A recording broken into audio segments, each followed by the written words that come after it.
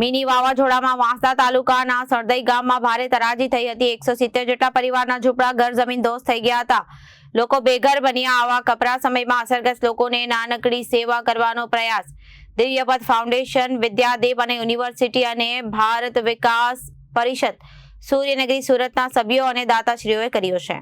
170 પરિવારોને ઓઢવા માટે 2 નંગ દોહર, 2 ચટ્ટાઈ, ટોવેલ, 1 સાડી, અન્ય કપડાં, થાળી, વાટકી અને ગ્લાસ તથા 5 કિલો ઘઉંનો લોટ, 5 કિલો ચોખાની 170 કીટ તૈયાર કરી હતી અને સવારે 9 કલાકે ગ્રુપના સભ્યો અને રૂબરૂ લઈને જશે અને સરદઈ ગામમાં 2 દિવસથી અસરગ્રસ્તોની સેવામાં રહેલા વાંસદા ડોક્ટર લોચન અને ગામના આગેવાનોની સાથે દરેક અસરગ્રસ્ત રૂબરૂ કીટ આપવામાં આવશે।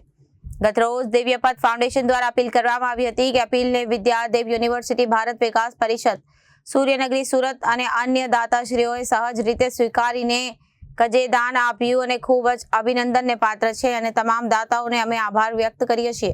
3 દિવસ પહેલા આપણે સૌ જાણીએ છીએ કે દક્ષિણ ગુજરાતમાં જે મિની વાવાઝોડાના કારણે અનેક ગામ બેઘર અને લોકો બેઘર બન્યા છે, અતિશય નુકસાન થયું છે। તેવા વાંસદા તાલુકાના સણગી ગામની અમારી પાસે જ્યારે વાત આવી કે તેના 170 જેટલા ઘર જમીનદોસ્ત થયા છે, એ લોકો બેઘર થયા છે, ત્યારે એમને કંઈક સહાય કરવી જોઈએ અને એ સહાયના ભાગરૂપે અમે જ્યારે પરમ દિવસે અમારા દાતાઓને અપીલ કરી, અમારા મિત્રોને અપીલ કરી, ત્યારે માત્ર 1.5 દિવસમાં અમે 170 કીટ અત્યારે તૈયાર કરી દીધી છે।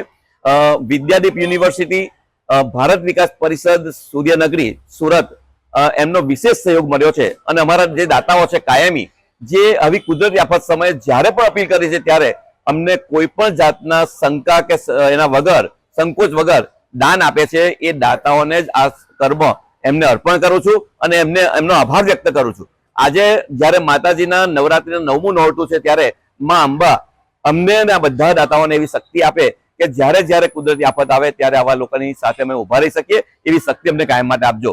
આજે અમે વાંસદા મુકામે જે આ ગામ છે સનગઈ, ત્યાં અત્યારે કીટ આપવા જઈ રહ્યા છે। Bureau report, Janadesh news.